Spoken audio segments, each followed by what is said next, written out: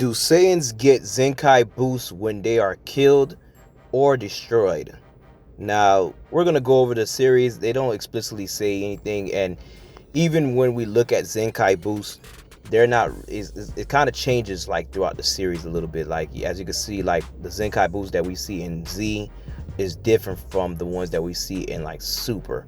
So we're going to take a lot of factors and some stuff that we're just going to take some outside, you know, pretty much theories that we're going to look at and just kind of see like, does this, add up? So first, as we can see, the Zenkai boost, which that term is not stated in the series as well, but Vegeta talks about Saiyans getting stronger after every battle, and if they take like a significant amount of damage, they start to get stronger. Now, there's theories also that people like Gohan and Vegeta later on in the Namek saga, who's able to sense ki and energy. This is the reason why they're able to get such large, Zenkai boosts at the time, because their body's already sensing like strong energies, and it's pretty much upscaling them above that energy that they're sensing to pretty much make them, prepared for the next battle. Now, regular Saiyans, they can't sense, so they can't really, really, unless they're using a scouter to know what's that energy, and they retain that and able to like upscale from there. But majority of them don't know how to sense, so that's probably the reason why they didn't receive large Zenkai boosts during their time on planet Vegeta. But as we look at characters like Vegeta, Gohan, and Goku, all of them who have come out of like strong battles have ended up getting like Zenkai boosts. Now, the only time explicitly that we know Goku has received a direct Zenkai boost during this time of Namek is after he gets bashed up by Vegeta, who's his body's taken over by Ginyu, so his body receives that damage, and when he returns to his body and heals, he gets a huge boost in power. Now,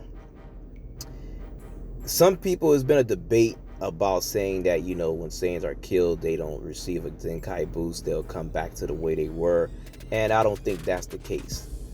And a prime example is someone like Vegeta. Vegeta, gets killed by Frieza on Namek, and he's revived. Now, only in the anime version, Vegeta is ready to challenge Frieza, who's in his final form, who's a little bit stronger, and Vegeta can sense at this point.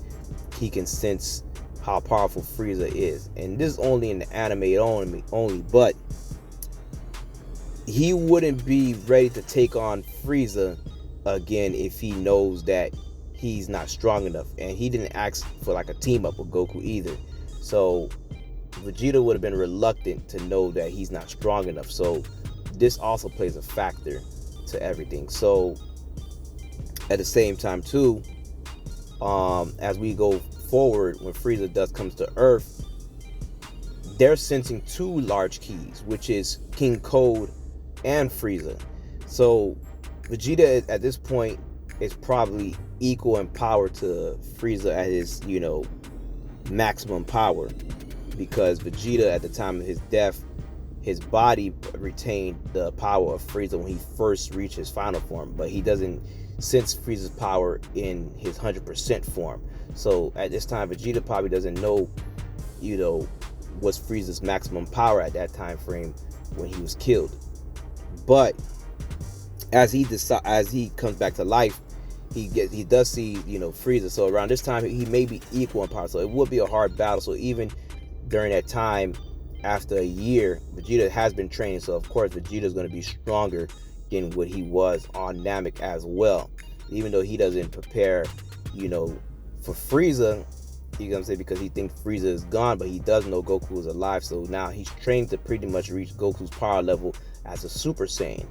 Now, at this time, Vegeta knows he's not near Goku's power level as a Super Saiyan from that time frame he's training, but his real goal is to achieve the Super Saiyan transformation, which he's still unable to unlock this transformation in that year time.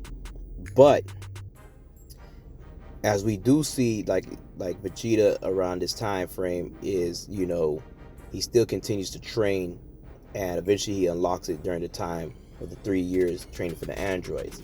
Now, the thing is, going back to Saiyan warriors who was killed off and brought back to life, Vegeta is that primary example, because everyone is saying like, no, you won't, but at the same time, if I think it depends on how you're killed as well.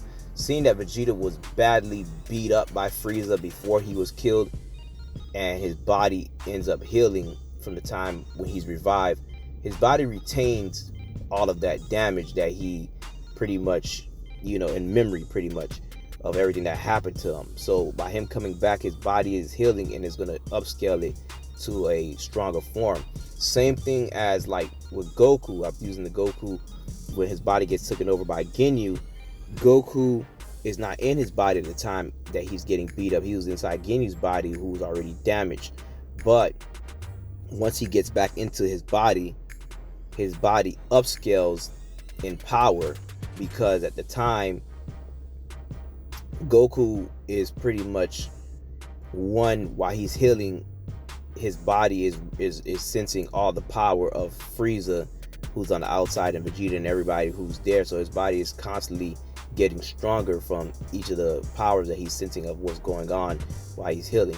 So this definitely helped Goku at the time. But my prime example is that it's not just only by his spirit that's getting stronger, but the body itself. So due to Goku's body getting damaged by Vegeta, it was able to boost Goku's power level up as he got back in his body as he healed. So the same thing would have happened regardless if Ginyu was still inside Goku's body and healed, because he would have had those Saiyan traits. So, but a little bit different, Ginyu couldn't sense. So Ginyu wouldn't have gotten as powerful as Goku if he was still inside Goku's body while he was healing. But another thing to look at is that, and is like I said, there's a lot of factors to look at when we're looking at Zenkai, because there is no just explicit, outline of like how the Zenkai works, because whenever they feel like it, they can always go and just update or add new things to it, as we see in Super. Now Super, we start to see Goku and Vegeta improve as they're fighting and getting stronger throughout the Tournament of Power. They get stronger throughout the tournament. Same thing with Gohan and a lot of these other characters. So there is that aspect of it as well. So if a Saiyan was to be killed, and particularly I'll say like the Z Fighter, if they receive like damage before they're being killed or something, or they just didn't die right away, I think they would definitely receive a boost in Zenkai, because their body will remember that, and that survival instincts will kick in. That's what the Zenkai boost is. It's pretty much a thing to make them survive and become stronger, to overcome what was damage them pretty much at this point. Now the process is learning to pretty much heal and pretty much upgrade the body without having to go through the recovery time. And usually a sensu bean would be something to do that. But in other aspects, like I said, in Super, they start to tap into that by gaining stronger as they fight, and we start to see that without them having to wait to like sit out and recover and become stronger. So some things does change. So I'm putting into this video, and that's my theory. I think they do get a Zenkai boost if they're killed, depending on how they killed.